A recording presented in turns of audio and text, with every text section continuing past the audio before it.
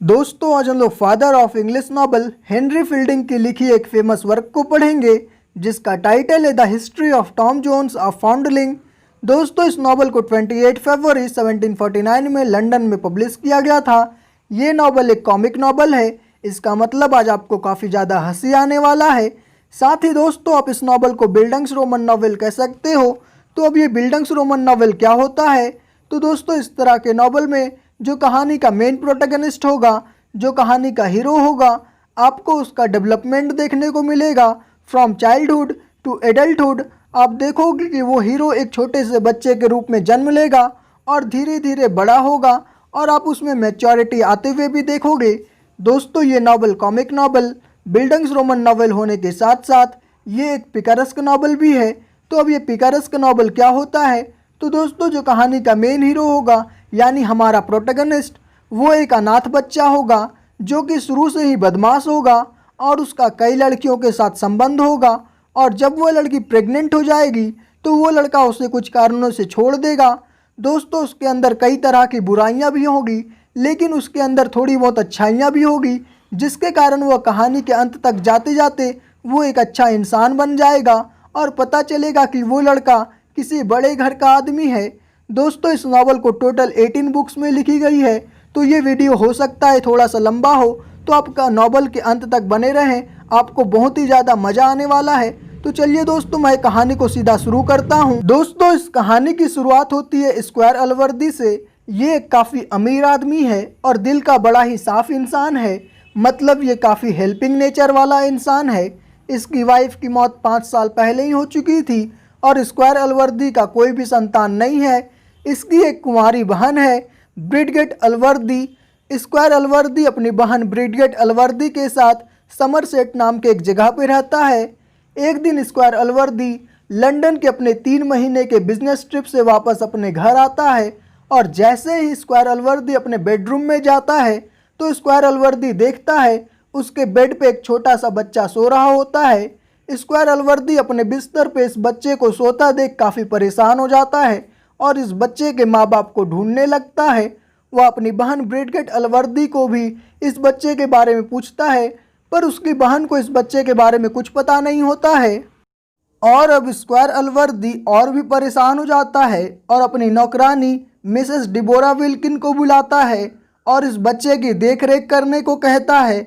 अब कहानी की सिचुएशन ये है कि स्क्वायर अलवर्दी को इस बच्चे के माँ बाप के बारे में कुछ भी पता नहीं है। तभी मिसेस डिबोरा विल्किन को उड़ती उड़ती एक खबर मिलती है कि पास की एक लेडी है जेनी जोन्स नाम की, जो कि एक स्कूल मास्टर और उसकी वाइफ के घर में काम करती है। और ये अफवाह है कि जेनी जोन्स ने अपने ट्यूटर जिससे वो लैटिन भाषा सीख रही थी उसके साथ संबंध बनाई है। तो हो सकता है ये बच्चा जेनी जोन्स का हो। अब स्क्वायर अलवर्दी को ये बात तो पता नहीं है पर मिसेस डिबोरा विल्किन ये बात स्क्वायर अलवर्दी को बताती है। स्क्वायर अलवर्दी जेनी जोन्स को अपने घर बुलाता है। जब जेनी जोन्स स्क्वायर अलवर्दी के घर आती है तो ये बात को एक्सेप्ट कर लेती है कि वो बच्चा उसी का है। पर जब स्क्वायर अलवर्दी उस बच्चे के पिता के बारे में पूछता है तो जेनी जोन्स उस बच्चे के पिता के बारे में कुछ नहीं बताती है क्योंकि जेनी जोन्स का वह बच्चा नाजायज है और जेनी जोन्स को डर है कि अब उसकी समाज में बहुत बुराई होगी। पहले तो स्क्वायर अलवर्दी जेनी जोन्स को बहुत ही खरी खोटी सुनाता है और फिर स्क्वायर अलवर्दी को भी जेनी जोन्स की इस हालत पे दया आ जाता है और जेनी जोन्स को कुछ पैसे देकर कहता है तुम यहाँ से कहीं दूर चली जाओ जहाँ तुम्हें कोई भी नहीं जानता होगा और तुम्हें अब इस बच्चे की चिंता करने की कोई ज़रूरत नहीं है। अब मैं इस बच्चे का ख्याल रखूँगा, इस बच्चे का पालन पोषण करूँगा। दोस्तों स्क्वायर अलवर्दी ये जानता था उसके ऐसे करने से उसकी समाज में बुराई हो सकती है, पर ये भी जानता था कि अगर ये बच्चा जेनी जोन्स के साथ रहेगा तो जेनी जोन्स जहाँ भी जाएगी उसे कई तरह के प्रश्नों का सामना करना पड़ेगा और वो जीवन भर कभी भी खुश नहीं रह पाएगी। दोस्तों जब जेनी जोन्स वहाँ से चली जाती है उसके बाद स्क्वायर अलवर्दी ये बच्चा अपनी बहन ब्रिडगेट अलवर्दी को सौंप देता है और इस बच्चे की पालन पोषण का जिम्मेवारी अपनी बहन ब्रिडगेट अलवर्दी को दे देता है। इस बच्चे का अब नाम रखा जाता है थॉमस, यानी कि टॉम जोन्स, इस कहानी का हीरो। दोस्तों कहानी में एंट्री होती है 2 भाइयों की, डॉक्टर ब्लिफिल और कैप्टन ब्लिफिल। ये दोनों भाई अक्सर स्क्वायर अलवर्दी के घर आया करते थे। अब डॉक्टर ब्लिफिल और कैप्टन ब्लिफिल चाहते हैं कि स्क्वायर अलवर्दी की जो बहन है ब्रिडगेट, इसकी शादी कैप्टन ब्लिफिल से हो जाए, जिससे स्क्वायर अलवर्दी की जो इतनी सारी प्रॉपर्टी है उसका कुछ हिस्सा इन दोनों भाइयों को भी मिल जाए। अब डॉक्टर ब्लिफिल ने अपने भाई कैप्टन ब्लिफिल का इंट्रोडक्शन ब्रिडगेट से करवाया और बहुत ही जल्द ब्रिडगेट को कैप्टन ब्लिफिल से प्यार हो जाता है और दोनों की शादी भी होती है। लेकिन शादी के कुछ समय के बाद कैप्टन ब्लिफिल अपने भाई डॉक्टर ब्लिफिल को भूल जाता है। डॉक्टर ब्लिफिल बेचारा कुछ कर भी नहीं सकता था और इसी गम में डॉक्टर ब्लिफिल की मौत कुछ समय के बाद हो जाती है। अब कैप्टन ब्लिफिल और ब्रिडगेट की शादी के 8 महीने के बाद इन लोगों का एक बेटा होता है। इन लोगों ने उसका नाम रखा मास्टर ब्लिफिल। अब कैप्टन ब्लिफिल का बेटा होने के बाद कैप्टन ब्लिफिल टॉम को बिल्कुल भी पसंद नहीं करने लगा। कैप्टन ब्लिफिल को लगता था कि स्क्वायर अलवर्दी की जितनी भी प्रॉपर्टी है उस पर उसके बेटे का हक होना चाहिए, मास्टर ब्लिफिल का हक होना चाहिए। पर स्क्वायर अलवर्दी तो टॉम को ज़्यादा चाहता था और इसी गम के साथ कुछ समय के बाद कैप्टन ब्लिफिल की भी मौत हो जाती है। अब हेनरी फील्डिंग जो कि इस कहानी के राइटर हैं, इस कहानी को 12 साल आगे लेकर जाते हैं। टॉम और मास्टर ब्लिफिल भी बड़े हो जाते हैं। टॉम और मास्टर ब्लिफिल का बचपन एक साथ बीता है। दोनों ने साथ पढ़ाई की है, साथ खाते थे, साथ खेलते थे, पर दोनों एक दूसरे से बिल्कुल अलग थे। स्क्वायर अलवर्दी भी अपने भांजे से ज़्यादा टॉम को चाहता था, यहाँ तक कि ब्रिडगेट भी टॉम को अधिक प्यार करती थी। इस कारण से मास्टर ब्लिफिल टॉम से काफ़ी जलता था। अब स्क्वायर अलवर्दी ने टॉम और मास्टर ब्लिफिल के लिए 2 टीचर रखे थे। ये 2 वो टीचर के नाम है।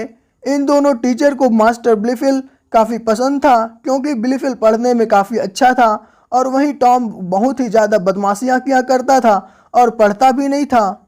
दोस्तों, टॉम की एक और बुरी आदत थी। टॉम अक्सर चोरी किया करता था, पर इसमें टॉम का अपना कोई स्वार्थ नहीं होता था।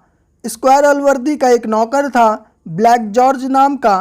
ब्लैक जॉर्ज बेचारा काफ़ी गरीब था और टॉम को अपने नौकरों से काफ़ी ज़्यादा लगाव था। टॉम चोरी इसलिए करता था ताकि वो ब्लैक जॉर्ज की फैमिली को सपोर्ट कर सके और कहीं ना कहीं इस बात की खबर मास्टर ब्लिफिल को भी थी कि टॉम चोरी किया करता है। दोस्तों, कहानी में एंट्री होती है एक और कैरेक्टर की। इसका नाम है स्क्वायर वेस्टन। ये स्क्वायर अलवर्दी का पड़ोसी है और टॉम को काफ़ी ज़्यादा चाहता है क्योंकि स्क्वायर वेस्टन को टॉम का स्पोर्ट्समैनशिप काफ़ी ज़्यादा पसंद है और टॉम भी स्क्वायर वेस्टन के साथ काफ़ी समय बिताया करता था। दोस्तों, स्क्वायर वेस्टन की एक बेटी है सोफिया वेस्टन। सोफिया भी टॉम को काफ़ी ज़्यादा चाहती थी और टॉम को भी सोफिया से प्यार हो जाता है। पर टॉम की परेशानी ये है कि टॉम का चक्कर पहले से ही ब्लैक जॉर्ज की बेटी मॉली से चल रहा था और मॉली प्रेग्नेंट भी हो गई थी। अब टॉम मॉली से प्यार तो करता था पर सोफिया की खूबसूरती ने टॉम को उसका दीवाना बना रखा था। पर टॉम सोफिया को अपने प्यार का इजहार नहीं कर सकता था क्योंकि मॉली प्रेग्नेंट हो गई थी और वो टॉम के बच्चे की मां बनने वाली थी। पर दोस्तों, एक दिन टॉम को पता चलता है मॉली के पेट में जो बच्चा पल रहा है वो टॉम का नहीं है। मॉली का तो पहले से ही किसी और के साथ चक्कर चल रहा था। मॉली के पेट में जो बच्चा है वो उसी व्यक्ति का है, टॉम का नहीं है। अब टॉम काफ़ी एक्साइटेड हो जाता है क्योंकि अब वो सोफिया को अपने दिल की बात बता सकता है। पर इसी बीच स्क्वायर अलवर्दी काफ़ी बीमार हो जाता है। ऐसा लग रहा था कि अब उनका टिकट कटना बिल्कुल तय है। स्क्वायर अलवर्दी ने भी अपने सभी रिश्तेदारों और दोस्तों को अपने पास बुला लिया और ये डिसाइड किया कि उनकी सारी प्रॉपर्टी का बंटवारा टॉम और ब्लिफिल के बीच करेगा।